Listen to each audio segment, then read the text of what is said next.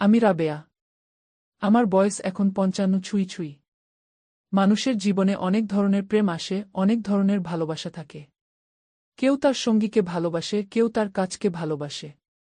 কিন্তু আমার জীবনে এমন এক ভালোবাসার গল্প আছে, যা পৃথিবীর সকল প্রেমের ঊর্ধ্বে। আজ আমি আপনাদের আমার এবং আমার ছেলে সজলের এক গভীর ভালোবাসার গল্প শোনাব। এই গল্পটা শুধু এক জনম দুঃখিনী মায়ের গল্প নয়, বরং এমন এক সম্পর্কের গল্প যেখানে মায়া, মমতা আর সম্মান মিলেমিশে একাকার হয়ে গেছে। আমার স্বামী মারা গিয়েছিলেন যখন সজলের বয়স মাত্র ৪ বছর। ঢাকার এই জনাকীর্ণ শহরে আমি একলা হয়ে গিয়েছিলাম। তখন আমার সামনে দুটো পথ ছিল। হয় নিজের জীবনের সুখের কথা ভেবে নতুন করে সংসার শুরু করা, নয়তো আমার ছোট্ট সজলকে মানুষের মতো মানুষ করার জন্য জীবন উৎসর্গ করা।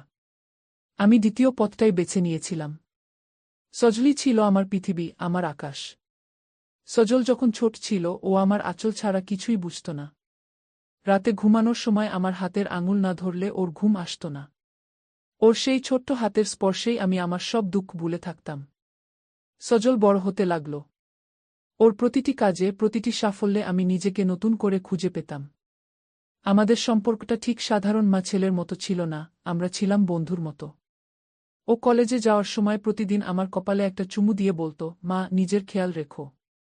আমি তাড়াতাড়ি ফিরে আসব। ওর এই ভালোবাসাটাই ছিল আমার বেঁচে থাকার রসদ। কিন্তু সময় তো কারো জন্য থেমে থাকে না। সজল যখন ভার্সিটি শেষ করে একটা বড় কোম্পানিতে চাকরি পেল, আমার আনন্দ আর ধরে না। গল্পটা শুরু হয় সেখান থেকে, যখন সজল আমাকে একদিন ডিনার টেবিলের সামনে বসে হঠাৎ করে বলল, মা, আমি তোমাকে একটা কথা বলতে চাই। আমি ওর দিকে তাকিয়ে হাসলাম। বললাম, বল না রে বাবা, তোর সব কথা শোনার জন্যই তো আমি বসে আছি। সজল কিছুটা ইতস্তত করে বলল, মা, অফিসে আমার অনেক কলিগ আছে, অনেকের সাথে পরিচয় হয়। কিন্তু দিন শেষে যখন ঘরে ফিরি, তখন তোমার এই শান্ত মুখটা না দেখলে আমার সব ক্লান্তি দূর হয় না। জানো মা, অনেকেই আমায় বিয়ের কথা বলে, কিন্তু আমি বুঝতে পারি না যে তোমাকে ছাড়া অন্য কাউকে আমি আমার এই ভালোবাসার ভাগ দেব কিভাবে। আমার মনে হয় পৃথিবীতে তোমার মতো পবিত্র আর সুন্দর আর কেউ নেই। আমি কি সারা জীবন এভাবেই তোমার ছায়া হয়ে থাকতে পারি না? ছেলের মুখে এই কথা শুনে আমার চোখে পানি চলে এসেছিল। আমি ভাবলাম, সজল হয়তো আবেগী হয়ে এই কথা বলছে। আমি ওর মাথায় হাত বুলিয়ে দিয়ে বললাম, পাগল ছেলে। মা তো মাই হয়। তোর জীবনে যখন কেউ আসবে সে তোকে অন্যভাবে ভালোবাসবে। কিন্তু মা ছেলের এই প্রেম তো অটুট থাকবে সবসময়। সজল সেদিন আর কিছু বলেনি। কিন্তু ওর চোখের দৃষ্টিতে আমি এক অদ্ভুত গভীরতা দেখতে পেলাম। ও যেন আমার সেবার মাধ্যমে এক অদৃশ্য প্রেমের জাল বুনতে চাইছিল। ও প্রতিদিন অফিস থেকে ফেরার পথে আমার জন্য কখনো একটা পছন্দের ফুল, কখনো আমার প্রিয় কোনো বই নিয়ে আসত। ও জানত আমি রবীন্দ্রসঙ্গীত পছন্দ করি।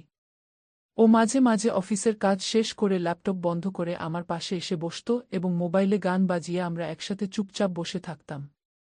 আমাদের মধ্যে কথা হতো না অনেকক্ষণ, কিন্তু নিস্তব্ধতার মাঝেও যেন এক বিশাল হৃদয়ের লেনদেন চলত। সজলের এই অতি যত্ন মাঝে মধ্যে আমাকে ভাবিয়ে তুলত। ও যেন আমাকে ছাড়া আর কিছুই চেনে না। পাড়ার লোকেরাও বলাবলি করত, রাবেয়া ভাবি, আপনার ছেলে তো দেখি আপনাকে চোখে হারায়। এমন সন্তান আজকালকার যুগে পাওয়া ভার। আমি মনে মনে গর্বিত হতাম, আবার ভয়ও পেতাম যে সজল কি নিজের জীবনের ব্যক্তিগত সুখের কথা একেবারেই ভুলে যাচ্ছে। একদিন সজল অনেক রাত করে অফিস থেকে ফিরল। ওর শরীরটা খুব খারাপ ছিল। জ্বরে গা পুড়ে যাচ্ছিল। আমি যখন ওর কপালে জলপট্টি দিচ্ছিলাম, ও ঘুমের ঘোরেই বিড়বিড় করে বলছিল, মা, তুমি আমায় ছেড়ে কখনো কোথাও যাবে না তো? আমি তোমাকে ছাড়া বাঁচব না। ওর সেই আর্তনাদ আমার বুকটা চিরে দিচ্ছিল। আমি ওর হাত শক্ত করে ধরে মনে মনে বলছিলাম, না রে বাবা, আমি কোথাও যাব না। আমি তোর পাশেই আছি। সেই রাতে জ্বরের ঘোরে সজল আমার হাতটা ওর কপালে চেপে ধরে রেখেছিল। ওর সেই স্পর্শ আমাকে মনে করিয়ে দিচ্ছিল ওর শৈশবের কথা। সেই একই আকুতি, সেই একই নির্ভরতা। বড় হয়ে সজল যেন আবার সেই ৪ বছরের শিশুটি হয়ে গেছে। আমি সারা রাত ওর শিয়রে বসে থাকলাম। ভোরে ওর জ্বর কিছুটা কমলে ও যখন চোখ মেলল, তখন ও দেখল আমি ক্লান্ত হয়ে ওর বিছানার পাশেই বসে আছি। সজল উঠে বসে বলল, মা, তুমি সারা রাত ঘুমাওনি? কেন তুমি নিজের শরীরের দিকে খেয়াল রাখো না? আমি বললাম, তোর শরীর খারাপ থাকলে আমি কিভাবে ঘুমাই বলতো? সজল তখন আমার 2 হাত নিজের হাতের তালুর মধ্যে নিল। ও হাত ধরল না, শুধু আগলে রাখার চেষ্টা করল। ও বলল, মা, এই যে তুমি আমার জন্য এত কষ্ট করো, এই ভালোবাসার ঋণ আমি কোনোদিন শোধ করতে পারব না। আমি চাই পৃথিবীর সবটুকু সুখ তোমার পায়ের নিচে এনে দিতে। আমার ভালোবাসা কেবল তোমার জন্যই তোলা থাক। সজলের এই কথাগুলো আমার মনে এক ধরনের দ্বন্দ্ব তৈরি করল। একজন মা হিসেবে আমি চাই ও নিজের সংসার করুক, কিন্তু ওর এই একনিষ্ঠ ভালোবাসা আমাকে এক অদ্ভুত বন্ধনে আটকে ফেলছে। সজল এখন আর বাইরে যেতে চায় না, ছুটির দিনে ও কেবল আমার সাথে সময় কাটায়। আমরা একসাথে বারান্দায় বসে চা খাই, পুরনো দিনের গল্প করি। ও আমাকে জানায় ওর অফিসের সব কথা, আর আমি ওকে শোনাই আমার ছোটবেলার কাহিনী। একদিন বিকেলে আমি সজলকে বললাম, সজল, তোর বাবা যখন মারা যান, তখন আমি ভেবেছিলাম এই একা পথ কিভাবে পাড়ি দেব। কিন্তু তুই বড় হওয়ার পর আমি আর নিজেকে একা মনে করিনি। কিন্তু বাবা, তোকে তো একদিন না একদিন জীবনসঙ্গিনী বেছে নিতে হবে। সজল আমার কথা শুনে একটু দূরে সরে গিয়ে দাঁড়াল। ওর মুখটা বিষণ্ণ হয়ে গেল। ও বলল, মা, কেন তুমি বারবার আমাকে দূরে সরিয়ে দিতে চাও? আমি কি তোমার যত্নে কোনো ত্রুটি করছি? আমি কি তোমাকে যথেষ্ট সময় দিচ্ছি না? আমি তো বলেছি আমি কেবল তোমারই সেবা করতে চাই। আমি চাই আমার এই ভালোবাসাটা কেবল তোমার আঁচলেই সীমাবদ্ধ থাকুক। আমি অবাক হয়ে তাকিয়ে রইলাম সজলের দিকে। ওর কণ্ঠে ছিল এক ধরনের জেদ, কিন্তু সেই জেদের পেছনে ছিল অগাধ ভালোবাসা। ও আমাকে ছাড়া অন্য কোনো নারীকে নিজের জীবনে কল্পনাও করতে পারছে না। সজল যেন আমার মধ্যেই পৃথিবীর সব সৌন্দর্যের সন্ধান পেয়েছে। ও আমার জন্য দামি দামি শাড়ি কিনে আনত, আমার ঘরটা ফুল দিয়ে সাজিয়ে রাখত। ও আমাকে এমনভাবে সম্মান দিত যেন আমি কোনো রাজ্যের রানী। আমাদের এই দিনগুলো এভাবেই কাটছিল। কিন্তু আমাদের জীবনের এই সুন্দর সময়ে হঠাৎ একদিন একটা বড় ঝড় আসল। সজলের অফিসের এক ঊর্ধ্বতন কর্মকর্তার মেয়ে সজলকে পছন্দ করে বসল। তারা সজলের বাড়িতে বিয়ের প্রস্তাব পাঠাল। সজল সেই প্রস্তাব সরাসরি নাকচ করে দিল। কিন্তু তারা দমবার পাত্র নয়। তারা সরাসরি আমার কাছে আসল। তারা ভাবল, মায়ের কাছে বললে হয়তো কাজ হবে। সেই মেয়েটির নাম ছিল তিশা। খুব সুন্দরী আর বুদ্ধিমতী। সে আমার সামনে এসে বসল এবং সজলের প্রতি তার অনুরাগের কথা জানাল। আমি তিশার কথা শুনে সজলকে ডাকলাম। সজল যখন ড্রয়িং রুমে আসলো এবং দেখল তিশা সেখানে বসা, ওর মুখটা সাথে সাথে কঠোর হয়ে গেল। ও কোনো কথা না বলে সরাসরি তিশাকে বলল, আপনি এখানে কেন এসেছেন? আমি আমার উত্তর আগেই দিয়েছি। তিশা বলল, সজল, আমি তোমাকে অনেক পছন্দ করি। তোমার ক্যারিয়ারের জন্য এই বিয়েটা খুব জরুরি। সজল একটা দীর্ঘশ্বাস ফেলে আমার দিকে তাকাল। তারপর তিশাকে উদ্দেশ্য করে বলল, আমার ক্যারিয়ার বা আমার ভবিষ্যৎ, কোনোটাই আমার মায়ের ভালোবাসার চেয়ে বড় নয়। আমি আমার জীবনটা আমার মায়ের চরণে উৎসর্গ করেছি। আমি যতদিন বেঁচে আছি, আমার একমাত্র ভালোবাসা হবে আমার মা। অন্য কাউকে সেই জায়গা দেওয়ার মতো যোগ্যতা বা ইচ্ছা আমার নেই। দয়া করে আপনি আর এখানে আসবেন না। সজলের এই কঠোরতা আমাকে স্তব্ধ করে দিল। তিশা চলে যাওয়ার পর আমি সজলকে বললাম, সজল, এটা তুই কি করলি? মেয়েটা তো ভালো ছিল। সজল আমার সামনে এসে হাঁটু গেড়ে বসল। আমার শাড়ির আঁচলটা একটু ছুঁয়ে ও বলল, মা, আমি তোমাকে ভালোবাসি। এই ভালোবাসার কোনো নাম নেই, কোনো তুলনা নেই। আমি চাই তুমি শেষ দিন পর্যন্ত আমার কাছে থাকো, আর আমি তোমার সেবা করি। এটাই আমার জীবনের সার্থকতা। অন্য কেউ আসলে আমাদের এই নিবিড় সম্পর্কে বিঘ্ন ঘটবে।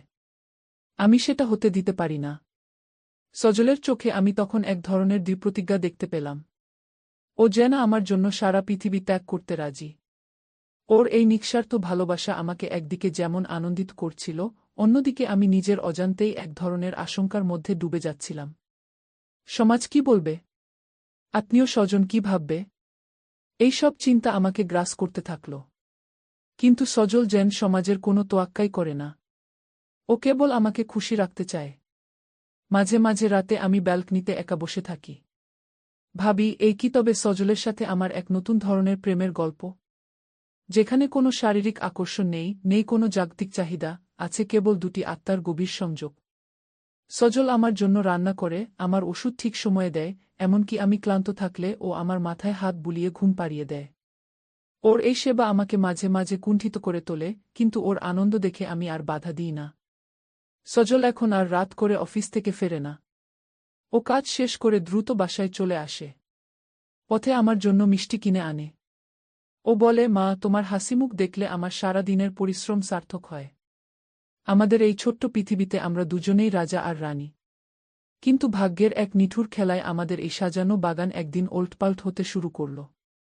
সজলের এই একাকিত্ব এবং কেবল আমার উপর নির্ভরতা দেখে আমার বড় ভাই মানে সজলের মামা একদিন আমাদের বাসায় আসলেন। তিনি সজলকে অনেক বোঝানোর চেষ্টা করলেন। তিনি বললেন, সজল, তুই তো এখন বড় হয়েছিস। তোর মা বৃদ্ধ হচ্ছে। তারও একটা আশ্রয় প্রয়োজন। তুই যদি বিয়ে না করিস তবে রাবেয়ার দেখাশোনা কে করবে যখন তুই থাকবি না? সজল মামার কথার কোনো উত্তর দিল না। ও কেবল আমার দিকে তাকিয়ে রইল। ওর দৃষ্টিতে ছিল এক অদ্ভুত আত্মবিশ্বাস। ও যেন বলতে চাইছিল, মা, আমাদের আশ্রয় আমরাই। মামা চলে যাওয়ার পর সজল আমাকে নিয়ে দূরে কোথাও ঘুরতে যাওয়ার পরিকল্পনা করল। ও বলল, মা, চলো আমরা কিছুদিনের জন্য শহর থেকে দূরে কোথাও চলে যাই, যেখানে শুধু তুমি আর আমি থাকব। প্রকৃতির মাঝে আমরা আমাদের মতো করে সময় কাটাব। আমি রাজি হলাম। আমরা একটা পাহাড়ি এলাকায় গেলাম। সেখানে একটা ছোট্ট কটেজে আমরা থাকতাম। ভোরের আলো যখন পাহাড়ে পড়ত, সজল আমাকে হুইল চেয়ারে বসিয়ে আমার পায়ে ব্যথা থাকায় পাহাড়ের দৃশ্য দেখাত। ও আমার প্রিয় কবিতাগুলো পড়ে শোনাত। সেই দিনগুলো ছিল স্বপ্নের মতো। সজল যেন আমার সেই হারানো যৌবন ফিরিয়ে দিচ্ছিল ওর ভালোবাসার মাধ্যমে। ও আমার প্রতিটি চাওয়াকে নিজের জীবনের ব্রত করে নিয়েছিল। কিন্তু পাহাড় থেকে ফেরার পথে আমাদের গাড়িতে এক বড় ধরনের যান্ত্রিক ত্রুটি দেখা দিল। নির্জন পাহাড়ি রাস্তায় আমরা আটকে গেলাম। বৃষ্টির ঝাপটায় চারদিক অন্ধকার হয়ে আসল। সজল একা গাড়ি ঠিক করার চেষ্টা করছিল, আর আমি ভেতরে বসে দোয়া করছিলাম। সজল ভিজে একাকার হয়ে যাচ্ছিল, কিন্তু ওর একটাই চিন্তা ছিল, আমি যেন ভিজে না যাই। ও নিজের জ্যাকেট খুলে আমার গায়ে জড়িয়ে দিল। সেই বৃষ্টিস্নাত রাতে সজল আমার হাত ধরে বলেছিল, মা, যদি আজ আমাদের কিছু হয়ে যায়, তবে মনে রেখো, আমি তোমাকে পরকালেও খুঁজে নেব। আমাদের এই পবিত্র প্রেম যেন অমর হয়ে থাকে। আমার চোখে জল আসল। আমি সজলকে জড়িয়ে ধরলাম। সজল সেদিন অনেক কথা বলেছিল। ও বলেছিল কিভাবে ছোটবেলা থেকে ও আমাকে দেখে দেখে বড় হয়েছে, কিভাবে ও আমাকেই ওর আদর্শ মানত। সজলের প্রতিটি কথা ছিল ভালোবাসার এক একটি স্ফুলিঙ্গ। ও আমাকে জানালো যে ও কখনোই বিয়ে করবে না এবং আমৃত্যু আমার সেবা করে যাবে। ও বলে, মা, তুমি আমার জীবন। আর জীবন তো একটাই হয়। বাড়ি ফিরে আসার পর সজল আরও বেশি শান্ত হয়ে গেল। ও এখন শুধু অফিসের কাজ আর আমার সেবা নিয়েই থাকে। আমাদের বাড়ির চারপাশটা ও সুন্দর বাগান দিয়ে সাজিয়ে তুলেছে। ও বলে, মা, তুমি যখন এই বাগানে হাঁটবে, তখন আমার মনে হবে আমি তোমাকে স্বর্গের মাঝে রেখেছি। সজলের এই অতল ভালোবাসার কাহিনী পাড়ায় এখন রূপকথার মতো ছড়িয়ে পড়েছে। সবাই এখন বুঝতে পারে যে সজলের জীবনে প্রেম এসেছে ঠিকই, তবে তা কোনো সাধারণ প্রেম নয়। এ এক চিরন্তন এবং অলৌকিক ভালোবাসা। মা আর ছেলের এই সম্পর্কের রসায়ন দেখে অনেকে অবাক হয়, অনেকে আবার শ্রদ্ধায় মাথা নত করে। কিন্তু গল্পের এই পর্যন্ত এসেও আমার মনে একটা অতৃপ্তি রয়ে গেল। আমি কি সত্যিই সজলের জীবনে সুখ আনতে পেরেছি? নাকি আমার এই স্নেহের বন্ধনে আমি ওকে বন্দী করে রাখছি? সজল কি পারবে সারা জীবন এভাবে কাটাতে? এইসব প্রশ্নের উত্তর খুঁজতে খুঁজতে সময় বয়ে যাচ্ছে। সজল আর আমার ভালোবাসা এখন এক নতুন উচ্চতায় পৌঁছেছে। আমাদের এই শান্ত জীবনে হঠাৎ করেই একদিন সজলের এক পুরনো বন্ধু আমাদের বাসায় আসল। সে সজলের অনেক দিনের বন্ধু, নাম তার রনি। রনি সজলের এই পরিবর্তন দেখে খুব অবাক হল। সে আমার সাথে একান্তে কথা বলতে চাইল। সে আমাকে যা বলল তা শুনে আমার পায়ের নিচের মাটি সরে গেল। রনি জানালো যে সজলের এই আচরণের পেছনে এক গভীর কারণ লুকিয়ে আছে যা সজল আমাকে কোনোদিন বলেনি। আমি রনিকে জিজ্ঞেস করলাম, কি সেই কারণ রনি? সজল কেন নিজেকে এভাবে আটকে রাখছে? রনি দীর্ঘশ্বাস ফেলে বলল, খালাম্মা, সজলের ডায়েরি আমি একবার ভুল করে পড়ে ফেলেছিলাম। সজল আপনাকে কেবল মা হিসেবে নয়, ওর জীবনের একমাত্র ভালোবাসার প্রতীক হিসেবে মানে। ও মনে করে আপনি ওর জন্য যে ত্যাগ করেছেন, তার বদলে ও যদি নিজের পুরো জীবন আপনার সেবায় বিলিয়ে না দেয়, তবে ও নিজেকে ক্ষমা করতে পারবে না। ও নিজেকে অপরাধী ভাবে যদি ও অন্য কাউকে ভালোবাসে। ওর এই প্রেম আসলে ওর অনুতাপ আর শ্রদ্ধার এক মিশ্রণ। রনির কথাগুলো আমার কানে বারবার বাজতে লাগল। সজল কি তবে আমার প্রতি কেবল দায়িত্ব থেকে এগুলো করছে? নাকি সত্যিই ও আমাকে এতটা ভালোবাসে? সজল যখন রাতে আমার কাছে এসে বসল, আমি ওর চোখের দিকে তাকালাম। সেখানে কোনো অপরাধবোধ ছিল না, ছিল কেবল স্বচ্ছ ভালোবাসা।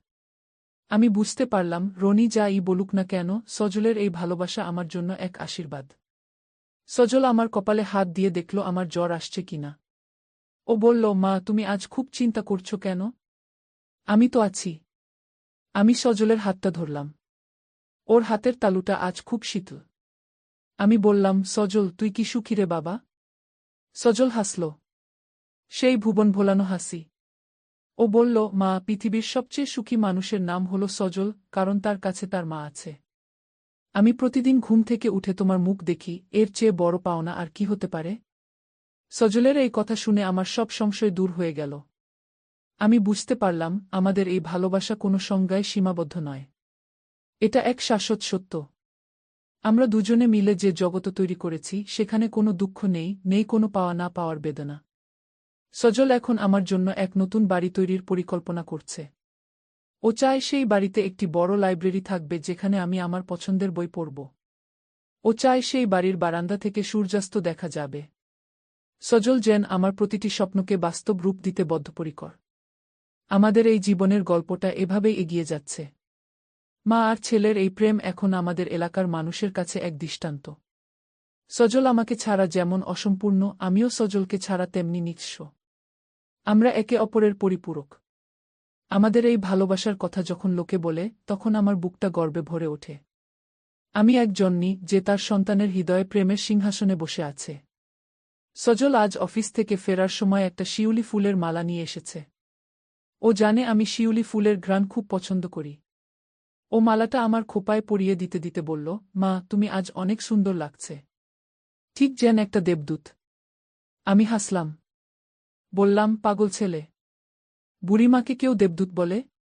সজল কণ্ঠে বলল, আমার কাছে তুমি চিরকালই এমন থাকবে। সময়ের ছোঁয়া তোমার এই রূপ কোনোদিন কেড়ে নিতে পারবে না। সজলের এই প্রতিটি বাক্য আমার মনে গেঁথে থাকছিল। আমাদের এই দিনগুলো যেন এক একটি সোনার পাতায় লেখা ইতিহাস।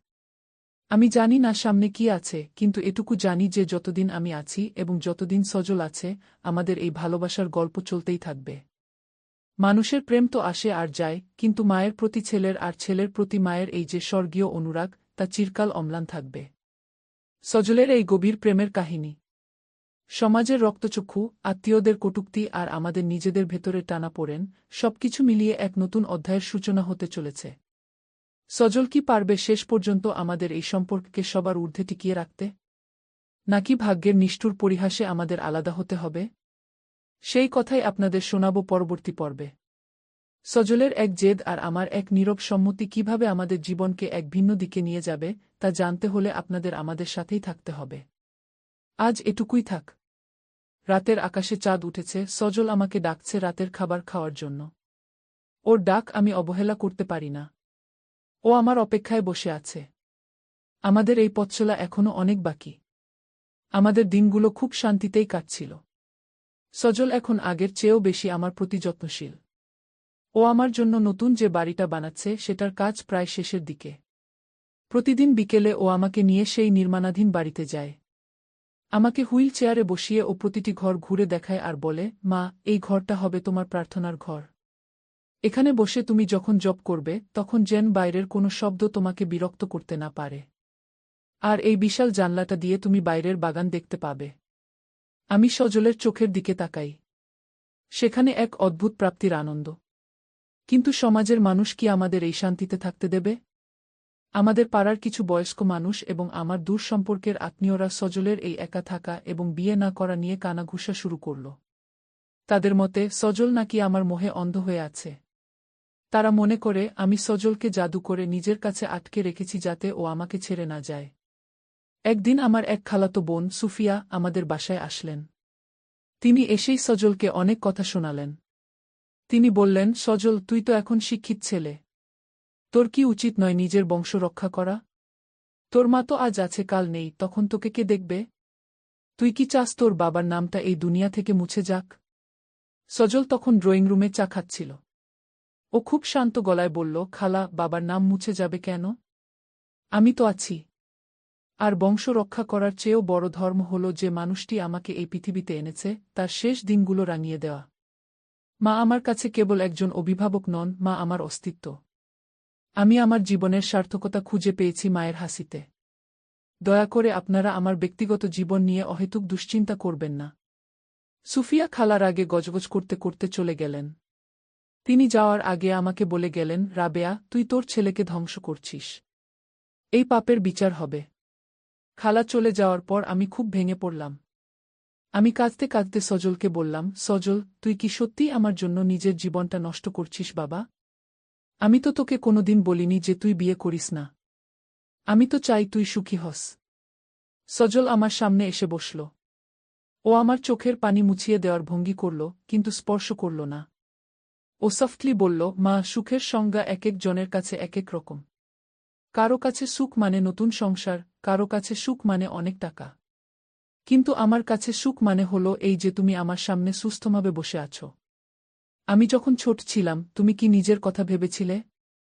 তুমি চাইলে তো তখন অন্য কারো হাত ধরতে পারতে। কিন্তু তুমি তা করনি।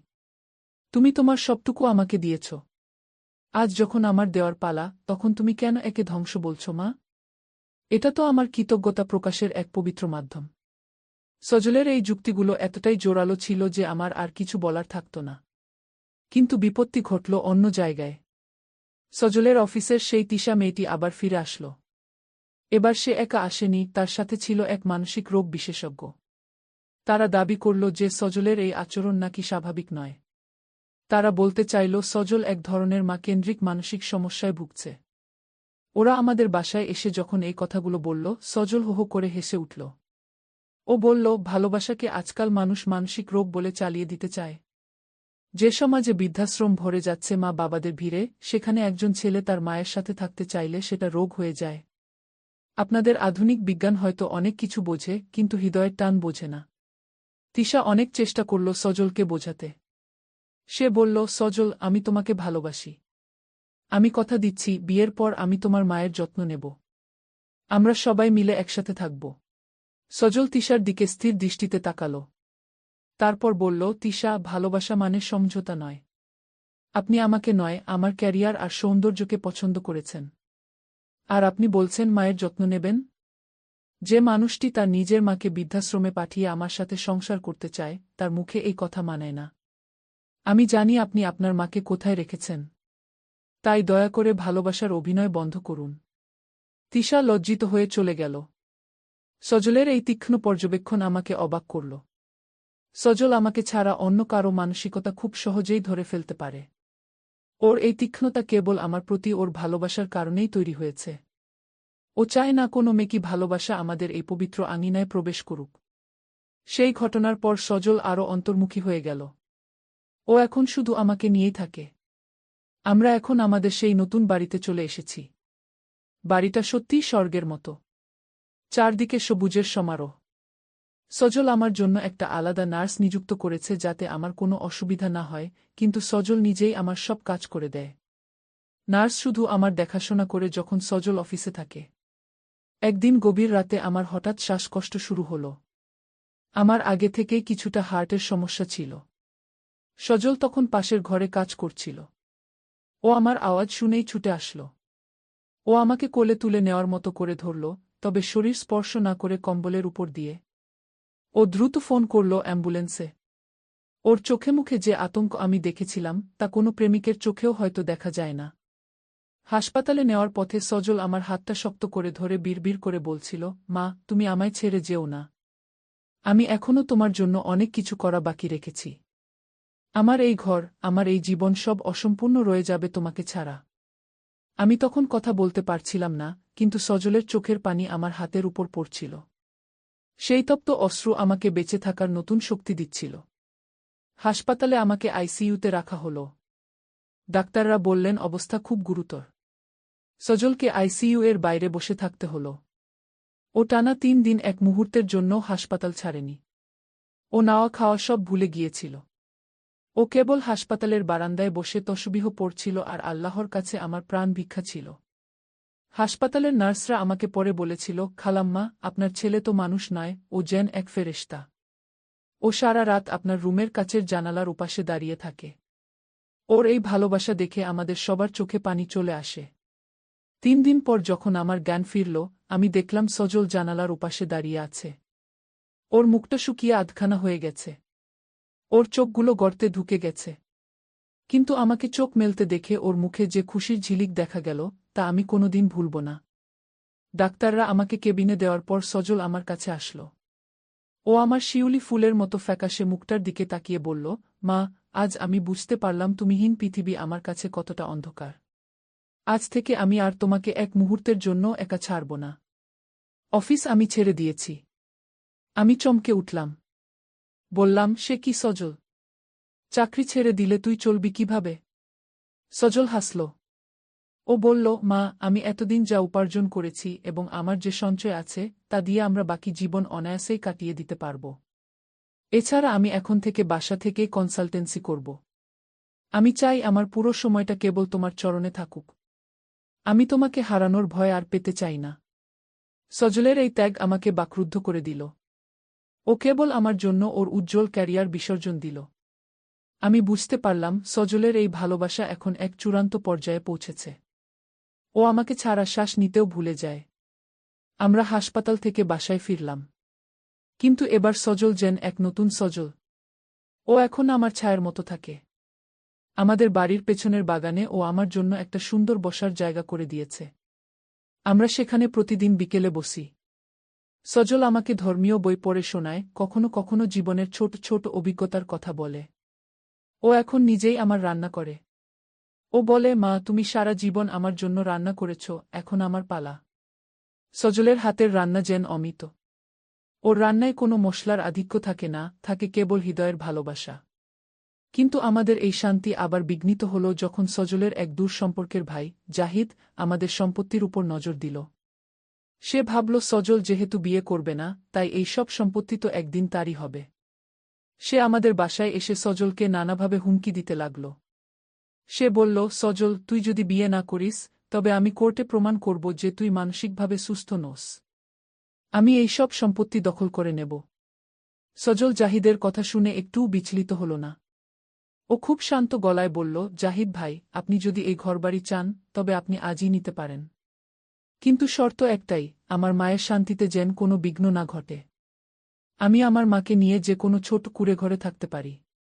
আমার কাছে সম্পত্তি বড় নয়, আমার মা বড়। জাহিদ সজলের এই বৈরাগ্য দেখে দমে গেল। ও বুঝতে পারল সজলকে কোনোভাবে টলানো সম্ভব নয়। সজলের কাছে বস্তুগত কোনো কিছুরই মূল্য নেই। ওর একমাত্র ধন হল ওর মা। জাহিদ শেষ পর্যন্ত ব্যর্থ হয়ে চলে গেল। সজল আমাকে বলল, মা, মানুষ কেন বোঝে না যে মায়া আর মমতা দিয়ে যা জয় করা যায় তা ক্ষমতা বা টাকা দিয়ে সম্ভব নয়? সজলের এই কথাগুলো আমার মনে গেঁথে গেল।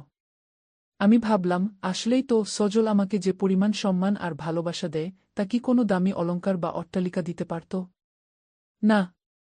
সজলের এই ভালোবাসার বিজয় আজ আমাদের সমাজে এক বিরল ঘটনা।